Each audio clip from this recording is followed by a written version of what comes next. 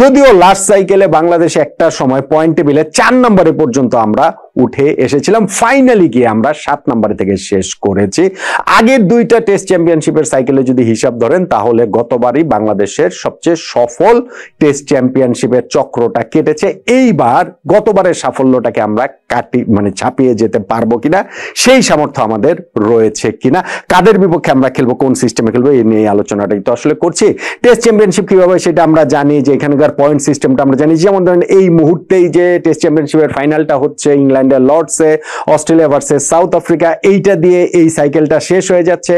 নতুন সাইকেলটা শুরু হবে এই যে বাংলাদেশ শ্রীলঙ্কা সিরিজটা দিয়ে, 2 বছর মেয়াদী। এখানে 9টা দেশ টেস্ট চ্যাম্পিয়নশিপের অংশ এবং প্রত্যেকটা দেশই তারা এই 2 বছর সময়ের মধ্যে 2025 থেকে 27 এই সময়ের মধ্যে এই টেস্ট চ্যাম্পিয়নশিপের অংশ হিসেবে 6টা সিরিজ খেলবে, 3টা হোম সিরিজ, 3টা অ্যাওয়ে সিরিজ। এই হোম এবং অ্যাওয়েতে কাদের কাদের বিপক্ষে খেলবে এইটা যে কোনো র্যাঙ্কিং এর ভিত্তিতে বিষয়টা সেটা নয়, এটা আইসিসি ঠিক করে দিয়েছে বোর্ডগুলোর দ্বিপাক্ষিক আলোচনার প্রেক্ষিতে।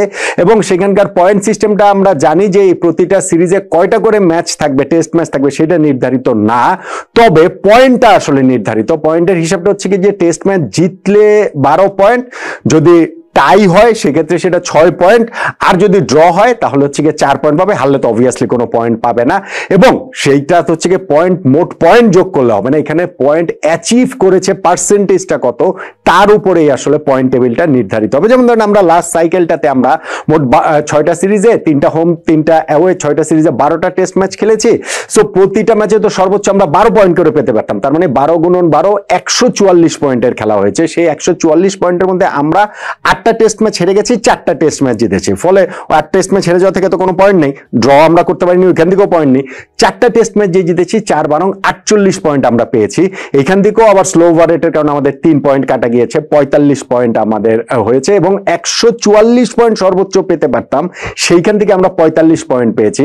পার্সেন্টেজের হিসাবে এটা 31.25%-এর মতো। সেই কারণে এইটাই এই যে পার্সেন্টেজটা সেইটাই আসলে পয়েন্ট টেবিলে থাকছে, এবং সেই হিসাবে আমরা 7 নম্বরে থেকে শেষ করেছি। এইবার আমরা কত নম্বরে থেকে শেষ করবো? ক্যাপ্টেন শান্ত ওই যে ওয়ার্ল্ড টেস্ট চ্যাম্পিয়নশিপের ফাইনালটা যে হচ্ছে অস্ট্রেলিয়া সাউথ আফ্রিকা, সেই সূত্র ধরে তার কাছে প্রেস কনফারেন্সের প্রশ্ন ছিল, এবং তিনি সেটাই বলেছেন যে বাংলাদেশ যদি এখনই টেস্ট চ্যাম্পিয়নশিপের ফাইনাল খেলার কথা বলে সেইটা আসলে বোকামি হয়ে যাবে, তবে কোনো একদিন বাংলাদেশ খেলবে, আস্তে আস্তে উন্নতি করতে থাকলে খেলবে। তিনি যেমন বলেছেন যে আমরা এর আগের বার একটা মাত্র টেস্ট জিতেছিলাম, এর আগে গতবার আমরা 4টা টেস্ট জিতেছি, এইবার আমরা টেস্ট জয়ের সংখ্যাটা বাড়াতে পারি কিনা, 5টা 6টা টেস্ট আমরা জিততে পারি কিনা, আমরা গতবার 7 নম্বরে ছিলাম, এবার আমরা 4, 5, 6 নম্বরে থাকতে পারি কিনা, আমাদের ওই ম্যাচ জয়ের পার্সেন্টেজ 45% তিনি বলেছেন আমরা ম্যাচ জিতেছি, আমরা আসলে 33% ম্যাচ আসলে জিতেছিলাম। উনি পয়েন্টের কথাটাও বলতে পারেন, ওখানে একটা ভুল বোঝাবুঝি অবকাশ রয়েছে। তিনি বলছেন 50-60% যদি আমরা জয়ের ওই পার্সেন্টেজটা উন্নতি করতে পারি তাহলে হচ্ছে গিয়ে বাংলাদেশের সেই উন্নতিটা স্পষ্টতই বোঝা যাবে। এখন টেস্ট চ্যাম্পিয়নশিপের যদি আপনি যে 3টা সাইকেল দেখেন, যে 19 থেকে 21, 21 থেকে 23, 23 থেকে 25, এই 3টা সাইকেল আমাদের পারফরমেন্স কি ছিল? প্রথমবার আমরা 9 দলের মধ্যে 9 নাম্বার, দ্বিতীয়বার আমরা 9 দলের মধ্যে 9 নাম্বার, তৃতীয়বারে আমাদের উন্নতি হয়েছে 9 দলের মধ্যে আমরা 7 নম্বরে থেকে শেষ করেছি। প্রথমবার ওটা তো যে করোনার কারণে একটা ইন্টারাপ্টেড সেই টেস্ট চ্যাম্পিয়নশিপটা ছিল। বাংলাদেশ আমাদের দিক থেকে আমরা মাত্র 7টা টেস্ট ম্যাচ খেলতে পেরেছি, তার মধ্যে 6টা ম্যাচে আমরা হেরেছি, একটা ম্যাচ শুধু শ্রীলঙ্কার সঙ্গে ড্র করতে পেরেছি। পরের বার 12টা টেস্ট ম্যাচের মধ্যে আমরা 10টা টেস্ট ম্যাচ হেরেছি, একটা টেস্ট ড্র করেছি শ্রীলঙ্কার বিপক্ষে, আর একটা টেস্ট ম্যাচে আমাদের জয় ছিল, সেই অবিস্মরণীয় জয় নিউজিল্যান্ডের বিপক্ষে মাউন্ট মঙ্গানুইতে। আর লাস্ট বার হচ্ছে গিয়ে 12টা টেস্টের মধ্যে আমরা 8টা হেরেছি, 4টা টেস্ট ম্যাচ আমরা জিতেছি। টেস্ট চ্যাম্পিয়নশিপের সাইকেলের শুরুটাই কিন্তু আমরা করেছিলাম ঘরের মাটিতে নিউজিল্যান্ডের বিপক্ষে জয় দিয়ে, আর এর পরের যে আমরা 3টা জয়, 3টাই আমাদের অ্যাওয়েতে। পাকিস্তানে আমরা 2টা টেস্ট ম্যাচ জিতেছি, আর ওয়েস্ট ইন্ডিজে আমরা একটা টেস্ট ম্যাচ জিতেছি। এইবার যে আমরা 2 বছরের সাইকেলটাতে আমরা যে টেস্ট ম্যাচগুলো খেলবো সেইখানটাতে ওই 4টা টেস্টের চেয়ে বেশি আমাদের পক্ষে জেতার চান্স আসলে কতটা?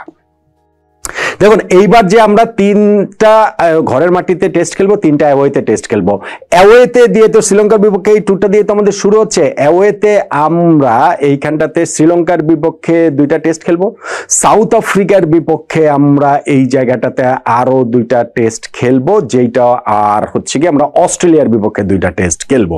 সো আমাদের এই চ্যালেঞ্জটা বুঝতে পারছেন যে তুলনামূলক শ্রীলঙ্কার বিপক্ষে 2টা টেস্টটা তুলনামূলক সহজ হওয়ার কথা, যদিও গত সাইকেলে আমরা ঘরের মাটিতেই শ্রীলঙ্কার বিপক্ষে 2টা টেস্ট ম্যাচ হেরেছি, এবং এইবার আমাদের অ্যাওয়েতে যে 2টা টেস্ট ম্যাচ শ্রীলঙ্কার বিপক্ষে খেলতে হচ্ছে। আর হোমে যে আমরা 6টা টেস্ট ম্যাচ খেলবো 3টা সিরিজের, সেইটা হচ্ছে গিয়ে ইংল্যান্ডের বিপক্ষে 2টা টেস্ট, পাকিস্তানের বিপক্ষে 2টা টেস্ট এবং ওয়েস্ট ইন্ডিজের বিপক্ষে 2টা টেস্ট। তুলনামূলক কিন্তু এই জায়গাটাতে পাকিস্তান এবং ওয়েস্ট ইন্ডিজ রয়েছে, আমরা হোমে খেলবো এবং এই 2টা দলের বিপক্ষে আমাদের গত সাইকেলে জয় রয়েছে। পাকিস্তানে তো 2 টেস্টের 2টাই জিতেছে, ওয়েস্ট ইন্ডিজের 2 টেস্টের 1টা জিতেছে। আবার ওই 2টা দলই কিন্তু পয়েন্ট টেবিলে বাংলাদেশের নিচে ছিল, 8 নম্বর 9 নম্বরে ছিল।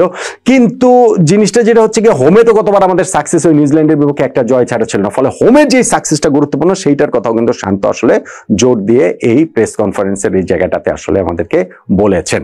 সো আমাদের জন্য ওই পয়েন্ট টেবিলে আরেকটু উপরে থাকাটা, 4টা ম্যাচের বেশি জয় করাটা, সেটা কিন্তু খুব সহজ হবে বলে মনে হচ্ছে না। আপনি প্রতিপক্ষ হোম এন্ড অ্যাওয়ে প্রতিপক্ষগুলো দেখলেই সেটা আসলে স্পষ্ট হয়ে যায়। কিন্তু শান্তর ওই কথার সঙ্গে আমি একমত যে এখনই আমাদের ফাইনাল খেলার স্বপ্ন দেখাটা বোকামি। এটা আমরা টেস্ট চ্যাম্পিয়নশিপের ফাইনাল বাংলাদেশ খেলবো না, সত্যিকার অর্থে আমাদের খেলার কোনো চান্সই নেই। কিন্তু আমাদের উন্নতিটাই আমরা কি করতে পারবো কিনা, 4টার বেশি টেস্ট আসলে আমরা এই সাইকেলে জিততে পারবো কিনা, এবং সেই ক্ষেত্রে গিয়ে ওই পার্সেন্টেজের হিসাব করে আমরা যে সত্যিকার অর্থে যে 7 নম্বরের উপরে থেকে 4, 5, 6 শান্ত যেটা বলেছেন সেই জায়গাটাতে আমরা করতে পারবো কি না। দেখুন, শান্তর কাছে একটা প্রশ্ন হয়েছিল যে আমরা তো টেস্টে এই রেড বল ক্রিকেটটা তুলনামূলক আমাদের পারফরমেন্সটা একটুখানি ভালো, সেইটা তুলনামূলক ভালো মানে কি, ধরেন হচ্ছে গিয়ে অন্য, এটা বলা চলে যে কম খারাপ, আসলে ভালো না, কম খারাপ। আমরা ভাই টেস্টে কিছুদিন আগে জিম্বাবুয়ের কাছেও আসলে হেরে গিয়েছে। আমাদের ওয়ানডে এবং টি20-র আইসিসি র্যাঙ্কিং আমরা 10 নম্বরে আছি, টেস্টে আমরা 9 নম্বরে আছি বলে আমাদের কাছে মনে হয় যে অন্য 2টা ফরম্যাটের চেয়ে ভালো। এখন 9 নম্বর আর 10 নম্বরে থাকা ভালো খারাপের কি আছে ভাই? ওই যে আমরা যে টেস্টে 9 নম্বরে আছি, সেটা হচ্ছে কি 10, 11, 12 নম্বরে যে আয়ারল্যান্ড, আফগানিস্তান, জিম্বাবুয়ে রয়েছে, তারা রেগুলার টেস্ট খেলে না বলেই আসলে আমরা এই 9 নম্বরে থাকতে পেরেছি। এইভাবে যদি বলি, বলাটাও আসলে মনে হয় খুব বেশি বাড়াবাড়ি হবে না। মানে আমাদের যে পারফরমেন্স, যেটা বললাম যে 12 নম্বর দল জিম্বাবুয়ের কাছে আমরা ভাই ঘরে বাড়িতে কয়েকদিন আগে আমরা টেস্ট এনেছি। ফলে আমাদের জন্য এই সাইকেলে ওই গতবার যতই আমরা একসময় পয়েন্ট টেবিলে 4 নম্বরে উঠে আসি না কেন, পাকিস্তানে গিয়ে আমরা 2টা টেস্ট ম্যাচ জেতার পরে ভারতের বিপক্ষে সিরিজের আগে, আমাদের জন্য ওই রকম জায়গাটা থেকেও শেষ করাটা, 4 থেকে শেষ করাটাও আসলে আমি মনে করি যে আমাদের জন্য কঠিন। অন্তত পক্ষে আমি মনে করি যে আমাদের ওই গতবারের চেয়ে ভালো করার যে টার্গেটটা আমাদের ক্যাপ্টেন সেট করেছেন, 4টার বেশি টেস্ট ম্যাচ জয়ের যে টার্গেটটা তিনি সেট করেছেন, সেই টার্গেটটা বাংলাদেশের পক্ষে অ্যাচিভ করাটা সম্ভব বলে আমি বিশ্বাস করতে চাই।